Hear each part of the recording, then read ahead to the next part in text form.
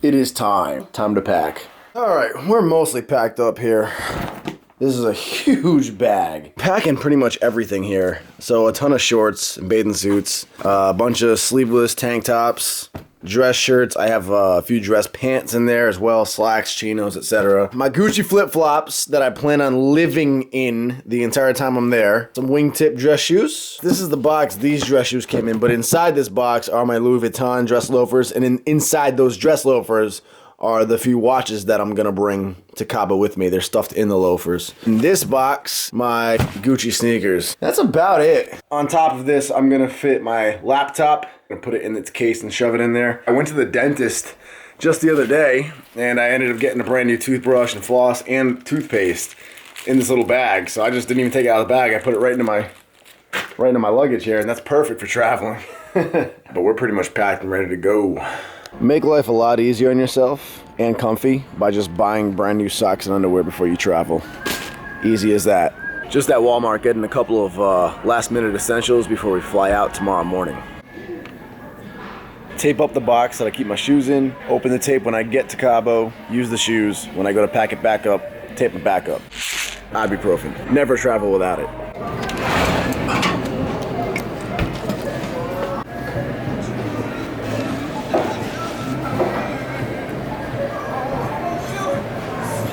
Steak and cheese. Got a his and hers Umoro packed, and I'll throw in some pre-workout too, just in case. Ari and I both love training. I'm sure a lot of you guys can relate. Some people ask us like, why the hell would you want to work out on vacation? But it's not a chore to us. Working out is like our favorite activity of the day. So getting a little workout in before we commence feasting and drinking tropical drinks by a pool, like, that's awesome. We love it. So working out is a fun activity. That's just as fun to us as getting a massage. So definitely going to get a couple little workouts in while we're there. Obviously, training won't be super hardcore or anything, and it's definitely not going to be the focal point of our trip, but we'll get some activity in while we're out there. Bags are all packed. I wasn't sure if I was going to have time to go to the gym or not, but I have plenty of time, so going to bring this bad boy into the gym and hit squats. Super excited to start training for powerlifting again. Texting one of my boys, shout out to Sean Noriega. We're discussing plans for Nationals 2016. I want to take everything step by step because I don't know how strong or weak I'll be for Nationals. But everyone's telling me I should do Nationals just for the sake of getting the experience in, regardless from competitive or not. So that might be something fun to do. We'll cross that bridge when we get to it. I hate going to the gym at 4 p.m. It starts getting busy around 4, and the rush hour is like 5 and 6 p.m. And it's the first week of the new year, and it's like college break. So gym's going to be crowded. And I always feel slightly awkward when I'm using really lightweight and I'm filming myself with the tripod. And it's stupid of me to feel that way. You shouldn't feel any shame for yourself. Feeling shame is you just judging yourself, essentially, and then giving too much of a fuck about what you think other people are thinking of you. And it's people you don't even know or care about. So ultimately, it's really stupid to even think that way. But I'll admit it. Once in a while, my ego gets a little caught up, and I'll be like, I'm filming myself with this big tripod. Everybody's going to be looking over, and I'm going to be doing lightweight. Like, that looks stupid. But we're gonna shake that off, and we're gonna film this. I do all my mobility stuff at home nowadays because I absolutely cannot go into the gym and stop and do my mobility in the gym. When I get in the gym, I'm itching just to get under the weight and start lifting. Like, I've tried going in there before and stopping, putting my bag in the squat rack and foam rolling and doing the bands and all that stuff. And it's just, I end up rushing the mobility part of it because I'm I'm sitting there and the squat rack staring at me and I just want to start lifting weight. That, and you have all these other people circling the squat rack like sharks around a wounded fish. And I'm just like, I'm rushing because I don't want them to take it or start asking me how much longer. So I always rush. So what I do to make sure I do get my loosening up in, my foam rolling in, is I just do everything here at home before I leave for the gym. That way there's no sense of rush. And then when I get to the gym, I can just walk right in and start lifting. I just got to the gym and I forgot my gym bag. Yeah, I was distracted. I got my camera case. I bring my freaking camera case to the gym successfully, but not my gym bag.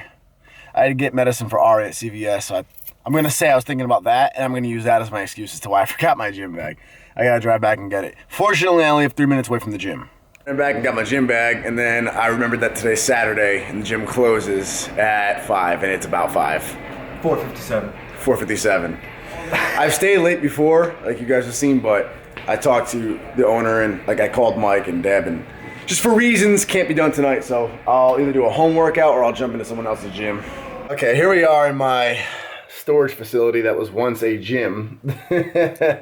And I initially wanted to get some squatting in and then maybe some like variations to deadlifts like rack pulls just for fun. But I don't like squatting down here. It's the only movement I don't love doing down here in this basement just because the platform is a little off. Granted, I have gotten some really good squat workouts done in here, and I've even hit some PRs and squats down here before, so what I think I might do is actually switch it up. I might just start off with benching, do a little bit of benching, then move on to rack pulls for deadlifts, and then at the very end I might do like just some technique stuff for squatting, just for fun. Today is a very, very random workout. Again, just doing things for fun. Might throw in some accessories like rows or something afterwards. No real structure. Structure will come back once we come back from vacation.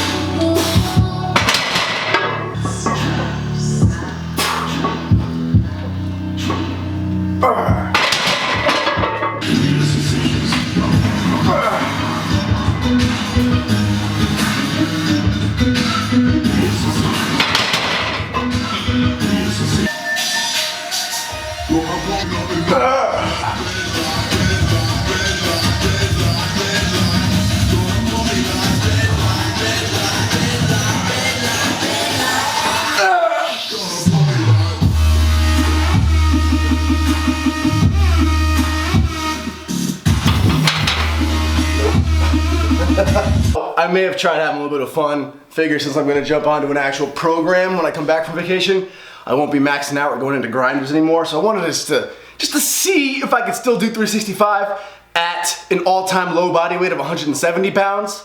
I've done 365 before when I was like 181, but if I was able to do it now at 170, that'd be well over 2 times my body weight. So I wanted to see it. As soon as I interacted, like 315 felt really good, and as soon as I interacted 365, I could kind of feel it. I was like, I don't think I quite have this. But I went for it anyway, gave it a shot. Not quite there. I think I probably would have been good for like 345 though, for sure. And 345, I think that's 2 times my body weight exactly at 170 pounds. I didn't do the math out yet. But yeah, that was just a little bit of fun. We'll get it back though, for sure. I'm excited.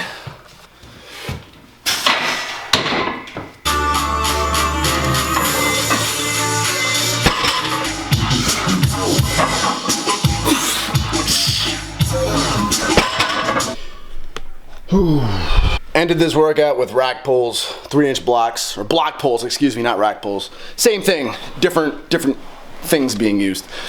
Just worked up to 500, nothing crazy. 3-inch blocks is actually my weakest point for deadlifts. That's right at my sticking point, and my lockout is the weakest portion of my deadlift. So these are actually the hardest movements for me as far as deadlifts go, as opposed to like deficit deadlifts where I'm actually pretty strong in. So it's fun throwing in little curveballs like that. Very unmotivating workout for most of you guys probably, but that's cool. I'm in vacation mode already. So tomorrow morning we fly out to Cabo, and see you guys then.